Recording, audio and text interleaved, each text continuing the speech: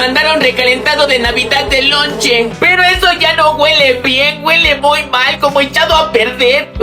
Pues mi mamá me dijo que todavía está bueno. Pues si tú lo dices, yo que tú lo tiraba, te puede hacer muy mal, hasta te puedes intoxicar.